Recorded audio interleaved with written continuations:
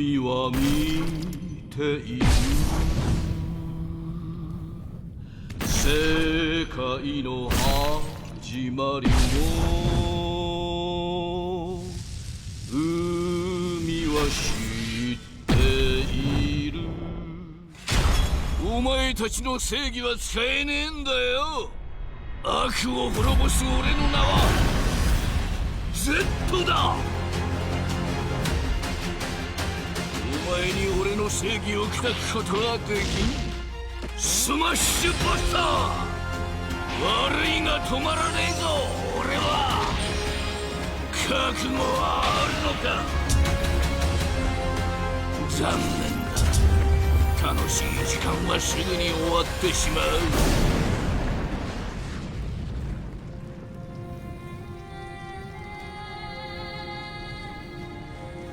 お前たちに最後の稽古をつけてやる Well, hello to my lovely viewers, it's PNG. Thank you for tuning to my One Piece Bounty Rush video.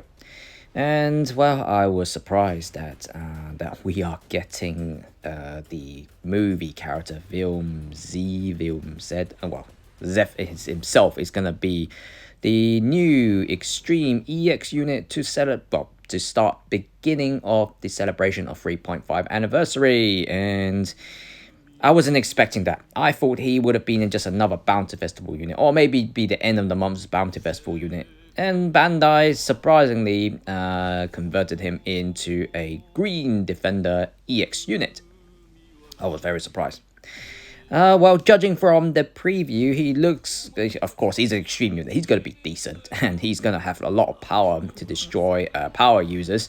And to be honest, I have yet to see his film, and I'm not quite familiar with him, and personally not try to make things sound cold. I'm not really looking forward to see him. I think he's going to be releasing on 25th, so on Monday, and people have the opportunity to summon him if you're a big fan of his film as well as the character.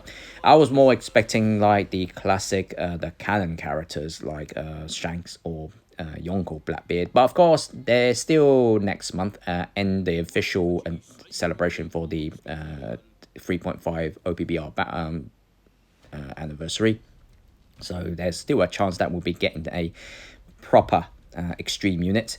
So Zep is going to be available on Monday, so anyone who want to give it a try, then give it a try. I'm going to assure that he's not going to be cheap. Well, anyway, so far we know quite a few things about him. So his abilities, his skill 1, the Smash Buster, which basically inflicts with a buff state. It's a long range area attack with a knockback effect. Become temporary invincible after use. When in a buff state, attack is increased for normal attacks, and the second hit will become a knockback effect. So you've seen it on the preview where he does his normal attack, and then on the third hit he will shoot a cannon or a blast, and it will just send people flying. So yeah, by using that, the initial attack, he will do a long range laser beam, I think, and then he will be invincible when you're using that. Then your normal attacks will become much better so you start doing knockback effects. You'll be in buff state, so I believe you could get attack increase or something like that. And then the second skill, he has 2.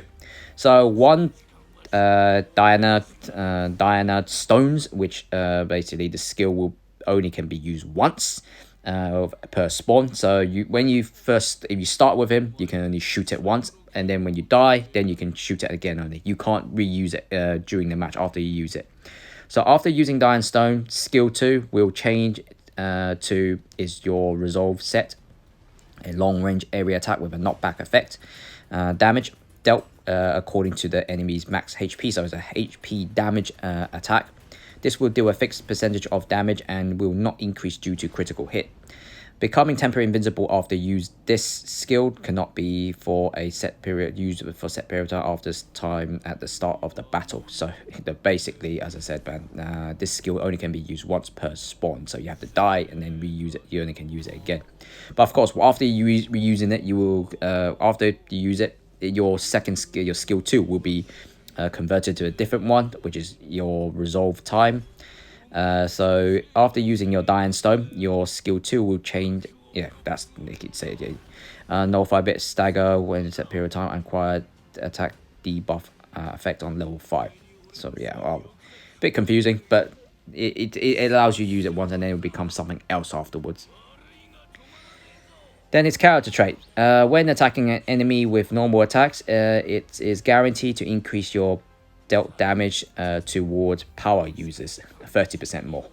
So he will be dealing more damage to power user. Although he is green, the first thing everyone probably would think, oh great, it's gonna be a Arcainu's food. But he is like power user killer, technically speaking. But I think the movie involves that he doesn't have any devil fruit power, so he doesn't use any devil fruit. So he's got the ability to have more advantage against the power users. So if you're attacking Arcainu, you deal 30% more damage.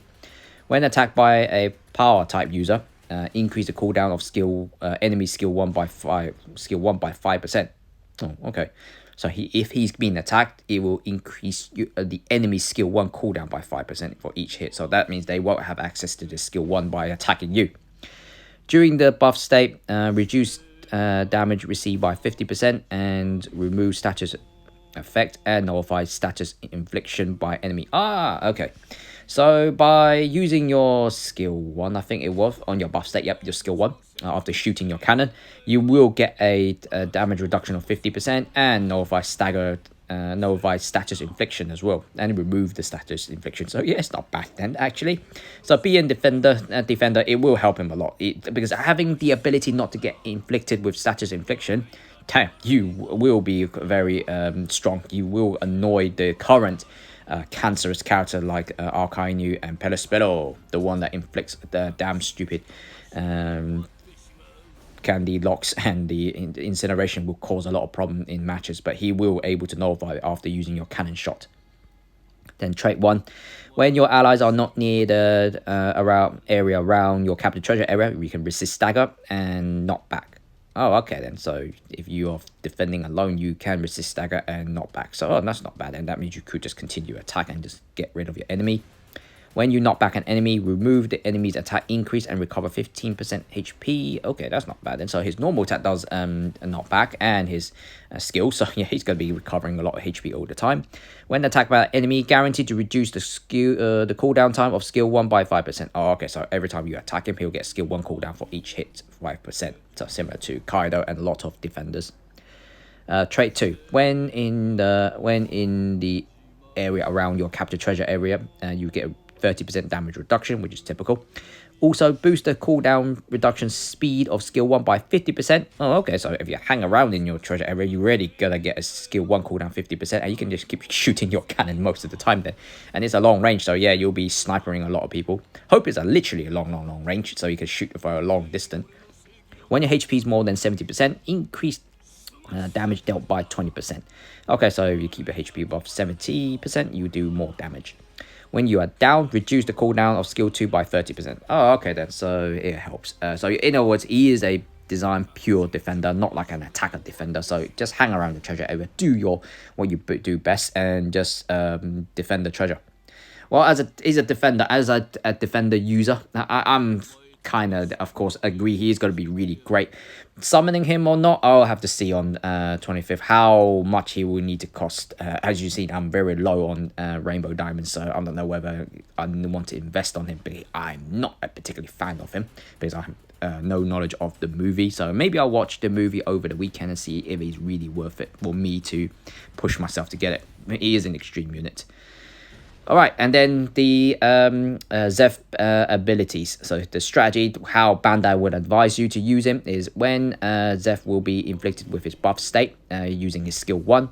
Take advantage of this, and as it strengthens your normal attack, because it does convert your normal attack to do knockback attacks and gives them a knockback effect as well.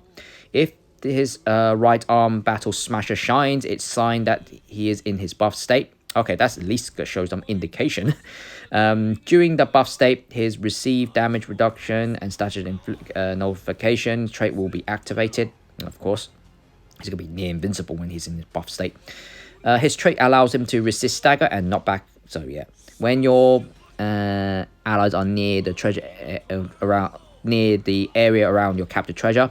He is strong enough to fight many enemies alone. Yep, a lone fighter. Confront them without fear. During the buff state, use your skill or your normal attack to enemies with the increased attack effect and remove their attack increase. Yeah, because every time Zeph do a knockback, it will remove all the enemies that has attack increase. So Roger, Alkainu, Luffy will have a bit of problem here if they really build up all their attack and then suddenly a Zeph just knock you back. It's all wasted. It's, at least it actually doesn't rely on that skills to remove it. It just only is normal attack will be really enough. Decrease enemies attack and make it easier to protect your treasure, of course. Also, as he has a trait that is strong against power type users. Yeah, of course, he's a power user killer. If your allies is attacked by a power user, prioritize rushing over to save them. Okay, prioritize to go over to save them. Okay, yeah. He is a power user, so just make yourself to go and save them. Well, he's a defender. Why would he need to leave his treasure area though? Well, maybe he has the power to do it, so yeah. Make sure you always have the upper hand and dominate the battlefield to win. Yeah, of course. Then the last strategy. How to use his skill 1.